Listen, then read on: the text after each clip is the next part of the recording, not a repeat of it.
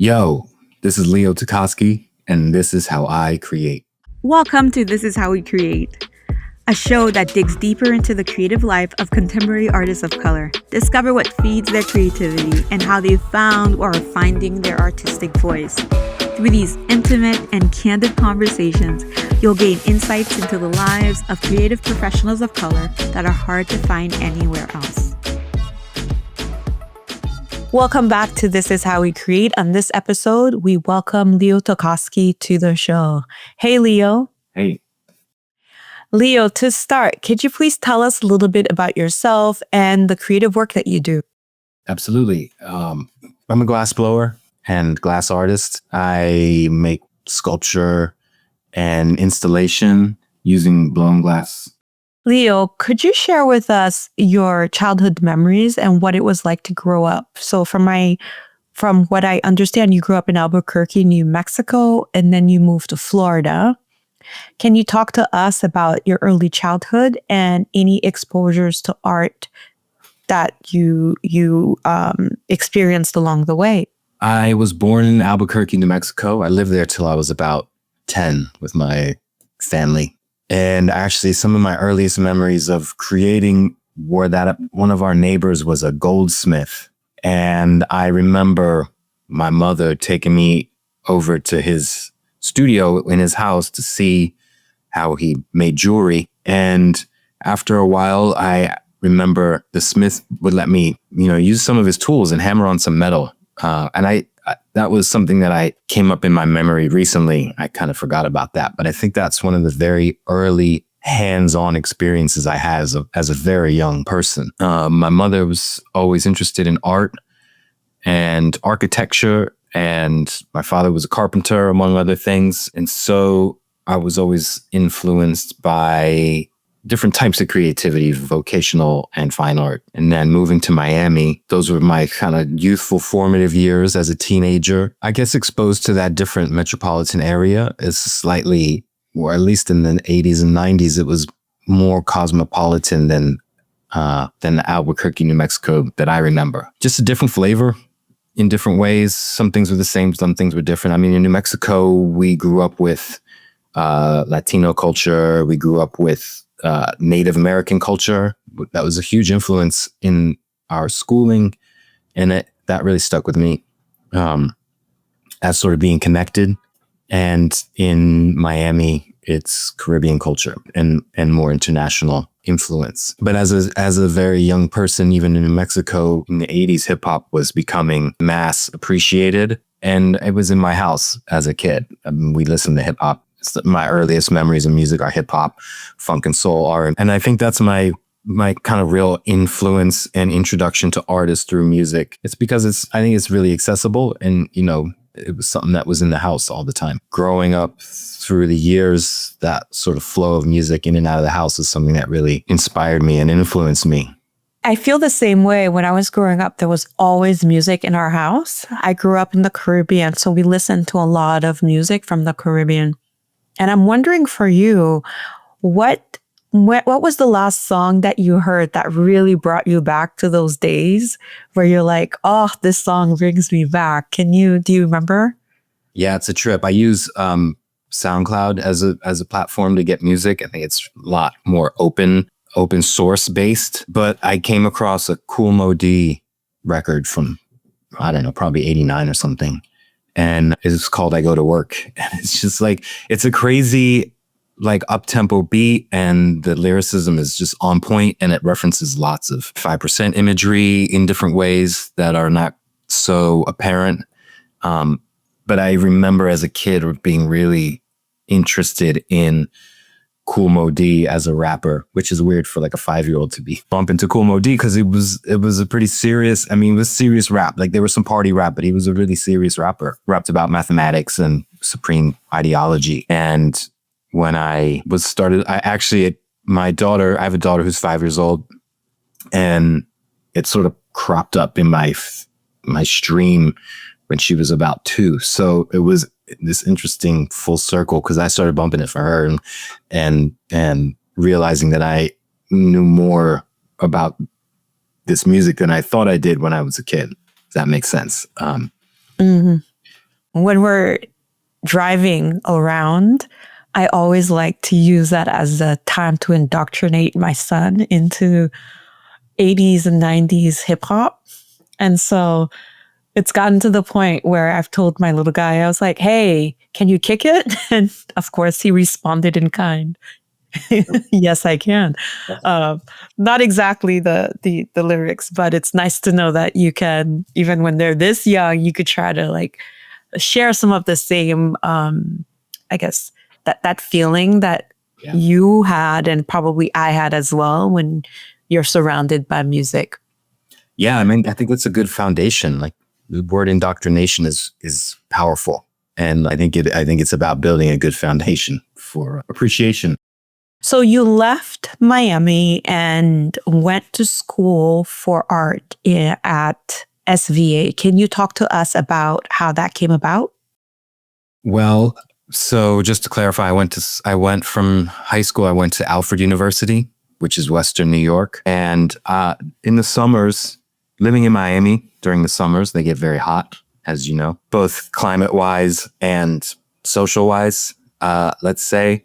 And my family was very involved in my upbringing, and they supported me a lot in lots of different ways at all times when I needed it. And so in the summers in high school, I would leave Miami and go to Vermont, where I have an uncle who ran a small bakery, and he was friends with a blacksmith. And I got a job with the blacksmith, making production metalwork items for the blacksmith and washing dishes at night at my uncle's cafe. And so graduating from high school as a young person, often, or at least I was, and I know a lot of people I knew were confused about what the future could hold and the sort of prescribed tracks for people moving forward, desk jobs, corporate America, didn't really interest me. Again, I've been growing up in the hip hop culture since I was 5. So the fact that I was going to probably go into a regular 9-to-5 wasn't really going to play out, I don't think, for me. And I found that I could work with my hands. I was interested in that labor process, focusing on materials and just being in a different environment. And so through experience, I met some people who were students at Alfred University in Vermont, my older cousin's friends. And so to my mother's great delight, I decided that art school would be a good compromise. She wanted me to go to university. So this would be a good place for me to go work with my hands, be like, learning adjacent in terms of traditional liberal arts schooling. And that's how I got there. And I learned about materials there. I learned about fine art there, how to think in the fine arts way and how to apply your materials in the same way. I think in our notes, I have it listed that you attended SVA. Is that correct?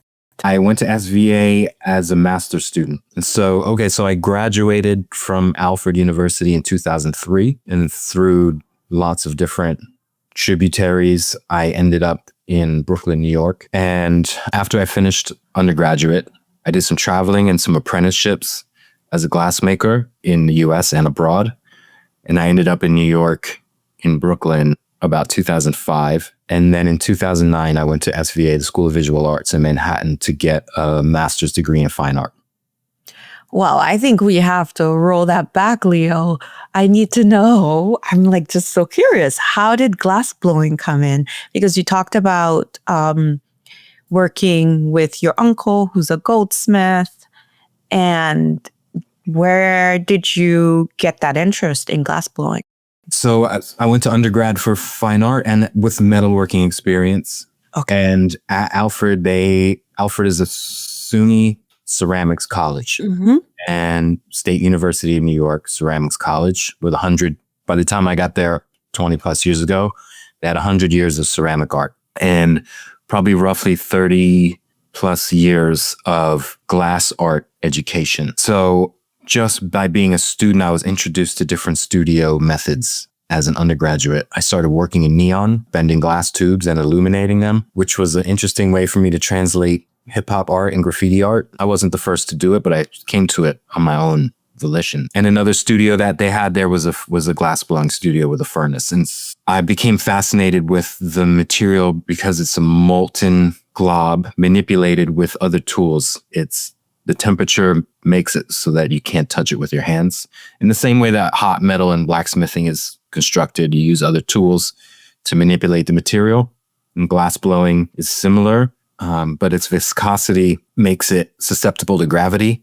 So it's like honey, it wants to hit the floor. And to see somebody do something as simple as blow a tumbler or a drinking glass was mind-blowing. And I realized that at that point, we all take glass as a material kind of for granted. It's this transparent material that's used architecturally. It holds buildings up. It allows us to see in or out and protects us from elements, as well as other utilitarian uses for, like I said, drinking vessels and other decorative uses. But I was really enthralled by that process, molten glass, which when it's hot gives off light. It's so hot, it's an illuminated material. So you're working with a lit material, inflating it with your own breath, and then manipulating it to become your wildest dreams. So I was really drawn to that material. I experimented a little bit as an undergraduate. And when I finished school, I sort of made it a mission to get involved as a glassblower. I became a studio assistant in southern New Jersey at Wheaton Village, now Wheaton Arts and Cultural Center, which was a living museum. And I became a studio assistant for the glassblowers at the museum and the visiting artists who participated in fellowships there. So I worked with studio glass artists doing fine art sculptural work, and I worked with museum glassblowers making traditional American blown glass items. So I got this dual track of sculpture glass and production utilitarian glass. And from there, I was invited to work in Sweden with a husband and wife studio art team outside of Stockholm. And so I worked with them for 6 months as a studio assistant, learning traditional Swedish glass processes. And from there, I came to Brooklyn in 2005 with the intention of substituting a 2-week course. And I've been there ever since. How does traditional Swedish glassblowing differ from what you were learning when you were assisting in the US?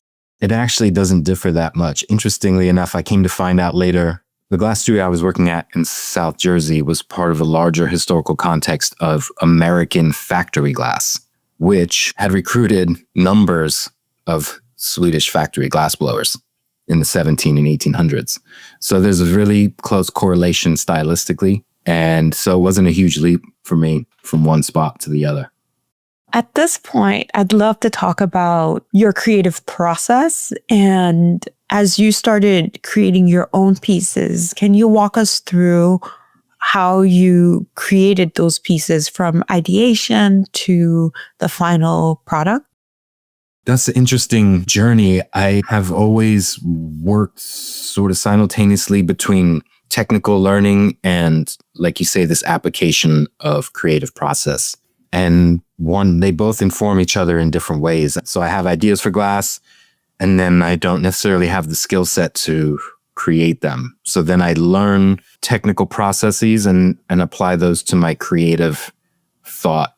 So there's this kind of hills and valleys to my methodology where I'm learning new techniques and applying them to my aesthetic. And then I'm investigating my aesthetic and trying to figure out which techniques will work for that. So as you look at my work through time, you can see that there's this sort of trajectory of object, scale, design. You can see that initially a lot of my work sort of revolves around some of these historical traditional processes, like the Grawl technique, which is a Swedish technique of overlaying different colors to create patterns that you then cut through different colors, make different contrasting compositions, and then you sort of encase that in glass and freeze that imagery.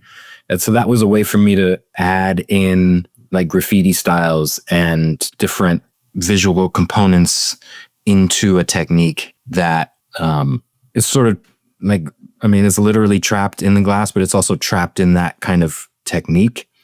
And then later on, you can see that as my skills progress, my sculpting technique is getting closer to what I want to see these visual aesthetics flesh out as. So in the one hand, earlier on, there are techniques that exist that I can insert my ideas into. And later on, I have ideas that I now need to kind of come up with techniques to realize. And that's what's interesting about glass, is that it's got 2,000 years of technical history, but it's still kind of wide open in terms of inventing new forms and new ways to think about the material. I'd love to hear you talk more about finding your creative voice, Leo, because you just mentioned earlier that there currently is a gap sometimes between where you want to go and where your current skills are. And as you're going through years upon years of creating, what are you trying to achieve and what is your creative voice? That's a hard question. I, on the one hand, am very interested in pursuing the material of glass. On the one hand, I'm very interested in investigating the material of glass from a material studies standpoint, as well as perpetuating the tradition and the techniques of glassblowing. I like the fact that I'm part of a 2,000-year history of material manipulation. But on the other hand, I'm not satisfied enough with that as creative output. Many glassblowers, many artisans who work in different fields of craft are satisfied with pursuing the sort of tropes of those materials, whether it's ceramics, glass, metalwork. I feel like the hip hop methodology that I use requires more investigation beyond that. And so that is my creative driving force.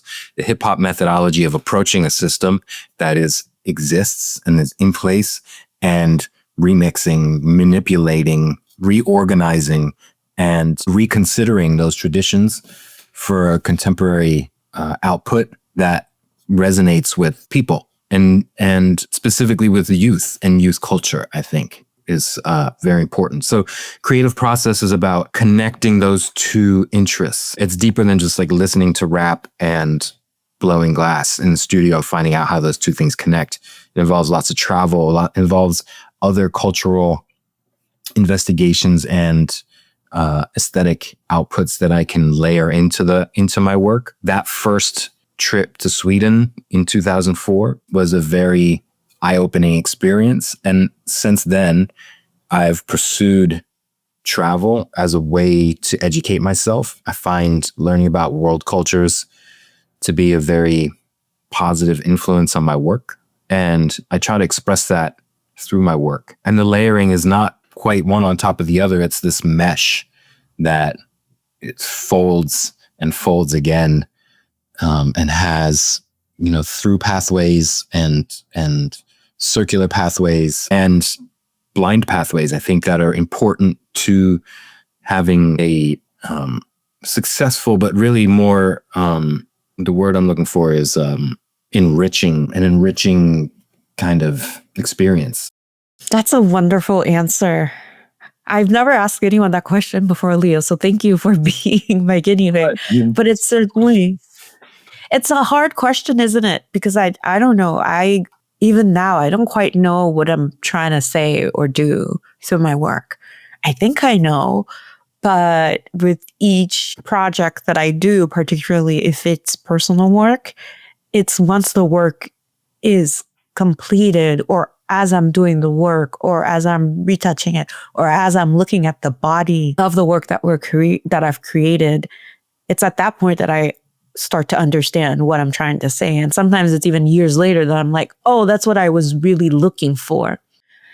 I guess it's wonderful for those who know straight away what they're trying to say and why they're saying it. But it does sound like in some way what you're doing is glass weaving, because there's so much that's embedded in what it is that you're doing, and such that there are color that peeks through and so on, that it's an ongoing process for sure. Yeah, I mean, it's the cliche is that it's, the trip is the journey, not the destination. But but in lots of ways, that's really what it's about. Sometimes I could really care less about the final output. It becomes proof of that journey, I guess, to a certain extent. And I appreciate finished work, my finished work, for those points that it embodies. And I mean, as far as creative process goes, it's rare that I'll sketch out something that's going to be a finished piece. I work a little bit iteratively. Like I said, it's about investigation. And so I end up with a kind of a library of things that then get compiled later based on how they interact with each other or what I'm thinking about at the time when it's time to coalesce those objects. But it's rare that I've got a drawing that I hold up that looks like the work on the wall. And so like that has its ups and downs. Like sometimes I'm envious of the people who are like drawing, shop, done. Because but at the end of the day, I'm way more fulfilled because it just means that I'm not finished. There is finished work, and there are things that very, very recently, some successes with museum acquisitions and things like that. Those will be what they are, and they will exist like that, hopefully forever. But a lot of my work gets revisited and recycled into itself because my experience, because I've traveled more, I've read something new, I've learned another technique. And so I just go back and I'm like, oh wait, now I know what I should do with this. Boom. And then I redress it. So in looking at your website, Leo, you're doing both glass blowing. You're also working with neon, right? You are doing graffiti, and then you're also doing ceramics. I would love to have you chat a little bit about how graffiti really is woven through all of the work that you do. When did that start? Did that start way at the beginning, or this is something you discovered as you through the middle? I mean, just to clarify, I think what you're looking at is probably also glass. I don't work in ceramic whatsoever. But you're probably looking at some enameled. You're looking at the flat wall pieces. Yep, that's silkscreen enamel work, which is also glass. Wow, I couldn't tell. Mm-hmm. Oh, wow. Oh, that's incredible then.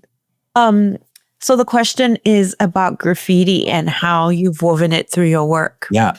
Well, I mean, as a young person, in the 80s and 90s, I was drawn to graffiti as a material. Every young person I knew was interested in it. I knew many graffiti writers who were very serious about it as a youth. I wouldn't say I was extremely serious about being a writer in the streets. I did partake in that as a practice. But I was really drawn to it as an aesthetic component of a public space.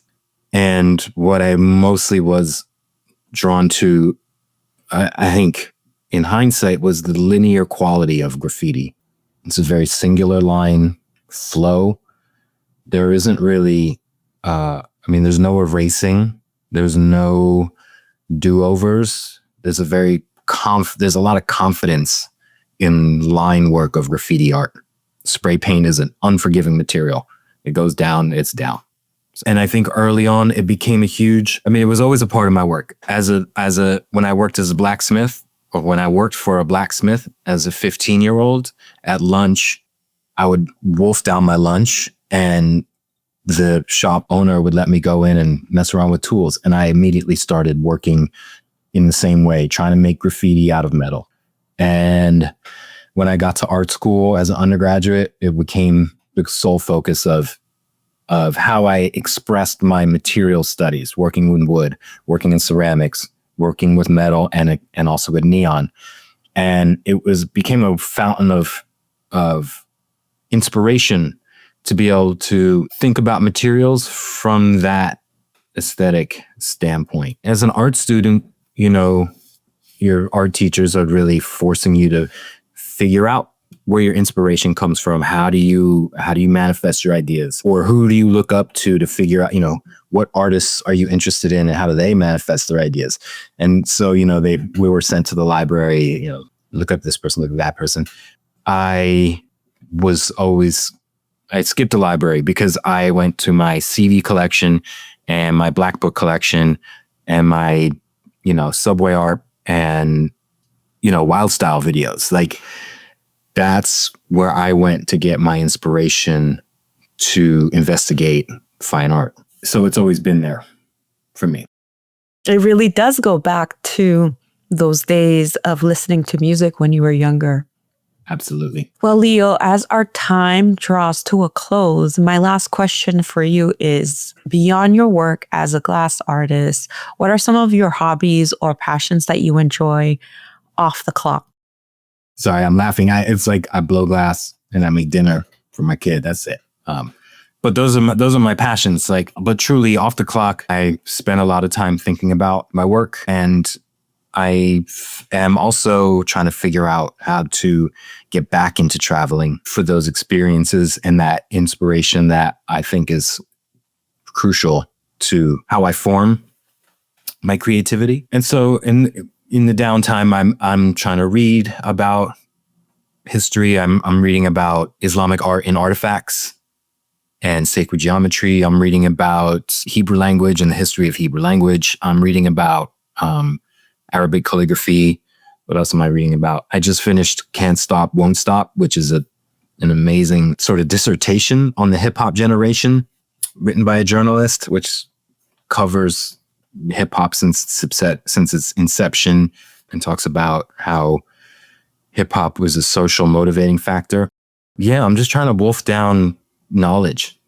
In my off time, I'm just trying to learn more. And having a child, I think, is a great way to sort of re-experience and relearn things and get refreshed through new eyes about learning.